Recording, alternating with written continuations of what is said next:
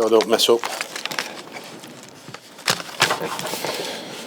Right, my injuries are, before we even start then, let's get them out of the way. Liam Cooper, Stuart Dallas, Tyler Adams and Louis Sinicera. That's not bad, just 4. Right, off we go. Sam, you used the word hope off the back of the Manchester City. Yeah. What was it you saw about that performance, specifically in the second half? How do you go about converting that into wins now? I think I saw a fight, a determination, and then the ability to improve the performance overall compared to what they produced in the first 45 minutes. And I think that having conceded 20 goals in the last however many games, I thought keeping Man City down to 2 was, in the end, not too bad. In giving that, we all know they missed a chance or 2, but everybody does that, of course. But I think that we scored a goal. We looked better in the second half, and a bit of work with attacking and defending and attacking with the players this week hopefully improves their level of performance to get to a higher standard on Saturday. Notwithstanding that, need some rest and recovery in between, of course, and pick a side and play against the Newcastle side that play a completely different way to Manchester City. So we have to work out how to defend against their strengths and try to exploit their weaknesses. You've had a full week with the players, Sam. You mentioned Liam Cooper there, wasn't involved against Manchester City. Is he close, Sam? He thinks so. Next week, like you mean, I think that we've got to try to keep everybody fit if we possibly can. I think the squad in general at Leeds is a bit light in terms of numbers, so we have to be very protective of not picking up too many injuries. Otherwise, it does deplete the squad. And of course, what's even more important today than ever is having 5 quality subs, as best quality subs you could possibly get, because you need to use them when you need to. You need to make the decision to use them, which has put a hell of a lot more pressure on coaches or managers to make the right decisions in terms of substitutes when you've got 5. And of course that will bring its own criticism on whether you've made the right choices or not. I thought we did okay with our choices last week, because we seemed to, as we made more substitutes, didn't waver and improve somewhat, and fresh legs and a bit more spirit and a bit more quality. There's a lot of water under a bridge since then, Sam, but I just wonder, is there any personal edge or motivation from you, given that it's Newcastle on Saturday? Does that even come into it? No. There's also been some observations. It's a long time ago. Yeah. 2007 is a long time ago. What was I disappointed? Yes. What did it do to my career? Massive knockback. But as always, I always recover and move on. So it was an opportunity that, in the end, I couldn't avoid a change of ownership that was unexpected. I have no criticism of Mike. It's his club. He wanted to do what he wanted to do with it at that particular time. I made no choices. For me, it was a blow to my career at that particular time, because I wanted to take Newcastle as far as I possibly could, and like it's doing now. That was the ambition of me and Freddie Shepherd at the time, but I want to be. There's also been some observations from other Premier League managers about what's been described as time-wasting tactics by... Who doesn't do it? Well, on that point, yeah. Who complained? Yeah. Well, there's been Jurgen Klopp and... He time wastes.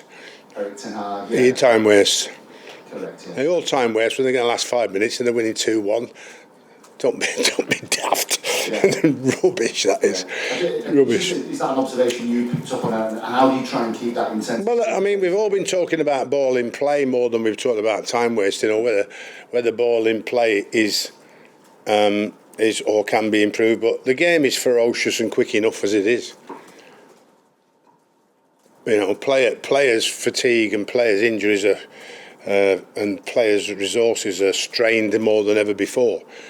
So if you speed the game up even more and you increase the level of time they're on the pitch even more in running out, you're going to get more and more injuries and more crippling injuries than you've ever got, because it's never been as quick as it is now. And with it being so quick, recovery time becomes of the essence, and then because there's so many games there is no recovery time. Because there's no recovery time, you get more and more injuries, and then you ultimately end up getting more and more chronic injuries, which may limit a player's career to a lot shorter than it should be. But we can't do anything about that, because the players ask for so much money. We have to try and increase our profits and increase our turnover every year to fund the players that are so expensive to bring into Premier League football now. Hi Sam, how do you deal with Newcastle United compared to Manchester City? Different way of playing, and managing how they play, and the players obviously looking at how they play, and obviously trying to remember when they go out in the field what the strengths of Newcastle are to nullify them, and what their weaknesses are to try and obviously get a goal to score against them. So they play completely differently to Manchester City. In the circumstance that you're in and that they're in, how big is the challenge for you to be offensive at home but also have that defensive resilience, bearing in mind it's going to be a bit? Well, you know, they've got some talented players on the front three, haven't they? Like, I mean, there's more to come on. Almiron and Maxima, as well as, you know, the three up front they started with against Arsenal. Like, I mean, so big goal scorer in Wilson, which we have to manage. But then at the other end, you can get in behind and you can get down the side of Newcastle if you can break through midfield, like I mean. So depends on our quality then when we get to the final third and what we decide to do with that final ball. If we don't get the ball right, we won't create as many chances as we'd like, to put Newcastle under pressure and to hopefully have something to go forward with, because I'd like to score the first goal if possible. That's very important for us on Saturday. Getting the first goal would be, you know, a big lift. Not saying it would help us win the game. Not saying we would win the game, but, you know, go a goal down would be a very difficult job, I think, mentally for the players to come back from. But if that's the case, they'd have to try and do it. What they won't have to do is go daft like they have done before and leave the back door open and concede 2, 3 and 4 again. Sam, the results weren't great after the weekend for Leeds. So how big a job was it for you on that mental side you took last week to go in there this week and lift them again ahead of this weekend? But we would still have to win some games. You know, whether they won or whether they lost, we'd still have to win some games. We still have to win some games to stay up. We won't stay up with 30 points. You know, nobody's ever going to do it. Nobody ever wins. We've got 9 points to go for. We know if we get 9 points, which is a massive ask, we'll stay up. If we get 6, we might do. If we get 5, well, we can't get 5. Yeah, we can get 5. Yeah. So, you know, what is it? What are we going to be? I have to say this at this moment in time. I want to be still in it when we play Tottenham. That's what I want to be. You know, I'll be very satisfied if when we play Tottenham we're still in it. And just finally, Sam Greenwood, how impressed have you been with him? And has he done enough for you to suggest that he might be able to be involved this weekend? Everybody's trained for us to do enough. We'll make a couple of changes based on what the Newcastle team is and how we want to play against Newcastle. So we'll make a couple of changes, which you'll find out about when the team sheet goes in. Oh, it don't go in anymore, does it? It gets electronically flipped on now, doesn't it? You know, well, with that and the barcode gets on my nerves, but never mind. Sam, you touched on Newcastle. How far could you have taken them, given longer in the job? Oh, it's a speculation that's not worth talking about anymore. Like, I mean, you had a big enough headline off me last week, you're not going to get any more. So, I mean, it was I needed to divert. By the way, all those who criticised me about that light sounded a bit thick, didn't they? When all I was doing was diversifying off the players onto myself, which was a great tactic I picked up off Alex Ferguson, you know. So there was no pressure on the players because I took it all. I took all the stick and all the, look at him, listen to him. But there we go. There's none of that this week. It's purely and simply focusing on Newcastle, you know, and trying to get the 3 points that we desperately need. But I have said to the players, and I'll say it now, when we come off the field on Saturday, we can't afford to lose. We must get something. For you personally, what will it be like stepping out at Elland Road as Leeds manager for the first time? Loved playing here when as the away team. Loved the atmosphere. Came as a manager and the same, and the historical nature of the club, and that it's, yes, it might be an old stadium, but it's Elland Road, what it stands for. You know, the old days when I was growing up watching that team. I was speaking to Eddie today at great length. He's got a lot of his grandsons and here in the academy, but he was looking really fit. I was wondering if he could put his boots on and play, like, I mean, because he's the fittest 75-year-old I've seen for a long time, like, I mean, but he's still around the club, still comes into the club and loves it that much. But yeah, it's a great football club. Sam, a few of the under-21s, like Archie Gray, have been close to it this season. Would it be unfair at this stage to put them in, given the stakes? Well, it's a big decision, isn't it? Like, you mean, I don't mind making big decisions, but you know, whether it's the right decision, we have to calculate whether that's right. Whether the young lad he's got the ability and got the skill.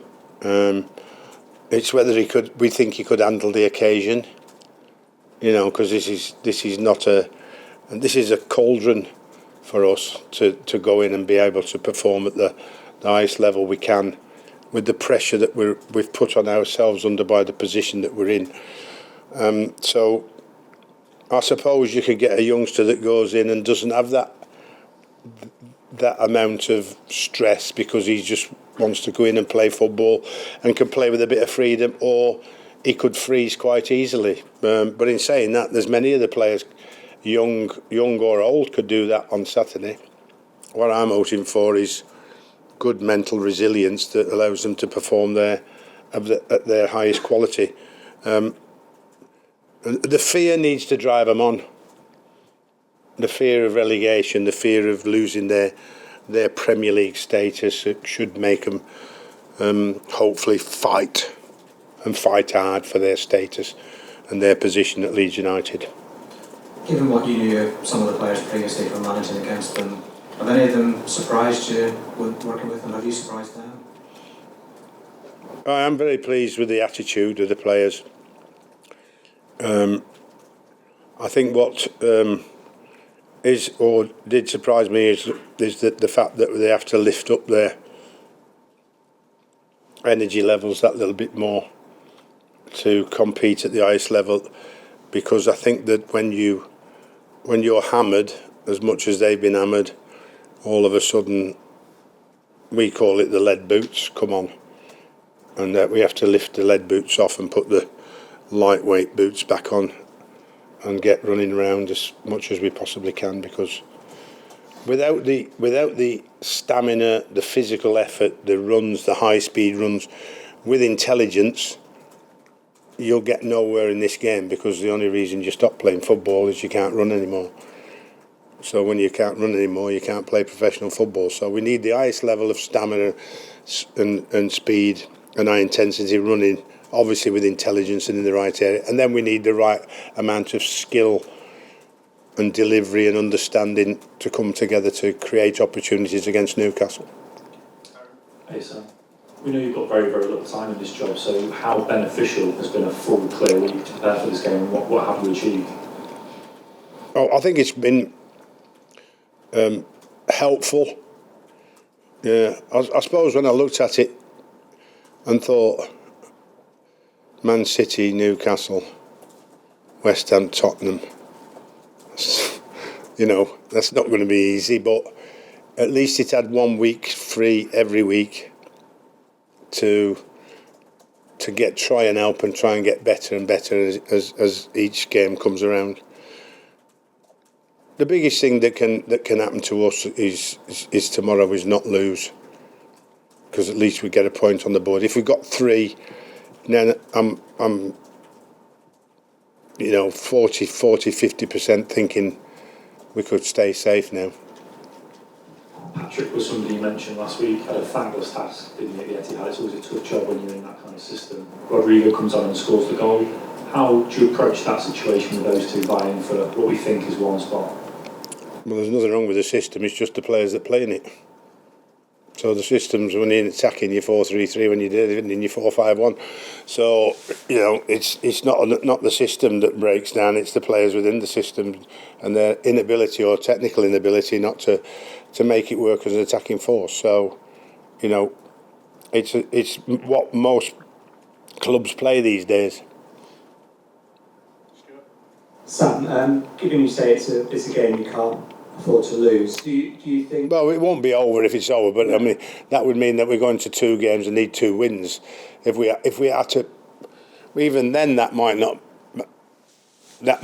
be enough. You know what I mean? But to give ourselves the best chance, we've got to try and get a point on the board, but more importantly 3 if we can. But to give yourself that chance and with Newcastle's attacking talent, does that mean a clean sheet?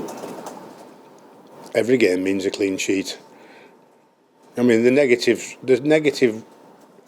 rubbish around clean sheets is bizarre for me, because every successful club is the best clean sheet record, the best defensive record. I just had that conversation with Eddie Gray today, and he said there's only one way you get out of it, Sam, like we did at Leeds when we didn't play so well. We made sure we got a clean sheet. So if you don't listen to me, listen to Eddie Gray. So, and if you don't listen to me, listen to Pep. And if you don't listen to me, listen to Alex Ferguson, because we all go on about they all win the league with the best clean sheet record. And given the way the first week's shaped up and the opponents you had last Saturday, has it almost been a bit of a recce this first week to just get to know what you've got available a bit better? Well, it's balanced with the 3 lads, our 3 lads that come in with me, and I think that and the rest of the staff. It's balance about we've got all this stuff, and we've got to break this stuff down to a small amount in each area to deliver to the players, because we can't overload them. You know what I mean? There's that old saying. There's enough information, and then there's too much information, and then there's not enough information. So we got in the middle bit of that, just enough information. I mean, we could spend hours on the training ground saying you got to do this here and got to do that there and move up the pitch, do this and do that. What we got to try and do is break it into a lot of individual stuff on the screen, a lot of unit stuff, and then a lot of stuff on the pitch because of fatigue. And I get sports scientists shouting at me saying it's overloaded, slow down. So you know what I mean? So you got to be aware of everything, because the last thing we want to do is leave our strength on the training ground. So, but then there's a coach you want to get through some certain things. So hopefully we've balanced that off very well this week to produce a much better performance than last week against City. Is it better, Sam, at this stage to spell it out to the players, better for them mentally to say things like you cannot lose on Saturday, as opposed to, I guess, Peter? Yeah. Well, they know themselves, don't they? I mean, their Premier League status is in jeopardy. You know what I mean? So, the club worked so hard to get here. You know what I mean? And it's always the first 2 years are always the hardest. In fact, contrary to what everybody says, year 1's harder than year 2. But then when year 3 comes around, it's probably, I don't know what the percentage is now, but when I first started in the early 2000s with Bolton, we did those percentages. I said we get to year 3, then your chance of not getting relegated increases by another 25%. And then you go on to, like West Ham, just kept them in the Premier League for what was it, 3 seasons. Now look where they are. Bolton 10 seasons before I left, and then they crumbled. So, you know, you can build, if you get past year 1 and 2, you can then build for the future, and a long-term future if you get that right. So we've got to try and survive this year. Do you think there's any... Well, this is year 3, isn't it? That is year 3. Yeah, sorry about that. May have slipped up there. Do you think there's any prospect of you having Tyler Adams back for any of these? No, no, not at all. Not that I believe. No, sadly.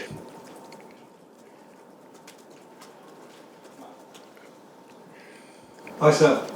Newcastle have had a super season. It's been a great turnaround there. How much is that down to Eddie Howe and his backroom staff, and how much is it down to the mega riches that the new owners have delivered? All of it. If it doesn't all come together, if you know, your relationship with the owners and the recruitment and the whole building of a football club is imperative to your success.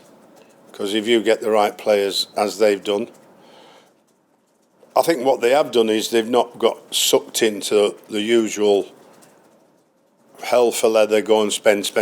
Like let's pick out probably Chelsea.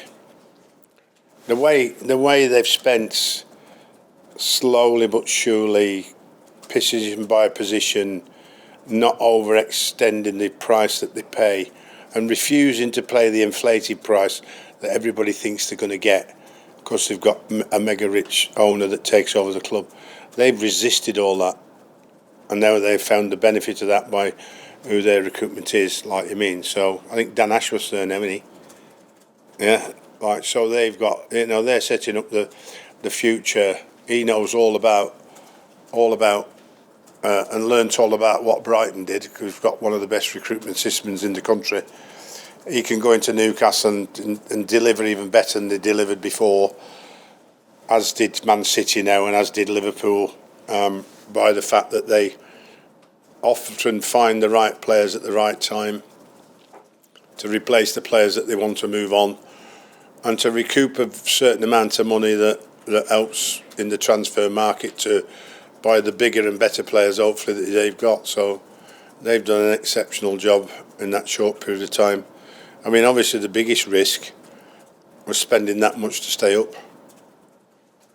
I don't know how many was. Can somebody give me a figure? Come on, you should know, you lot. 150 million, was it? Did they spend last January to stay up? Something like that? Less than that? Right. Okay. Well, still over 100 million? Nobody's ever spent 100 million in January to stay up, I don't think. So that was a big risk, because you can imagine the downside if they didn't go up, about the losses the year after in the Championship. I mean, they would be absolutely massive, the losses.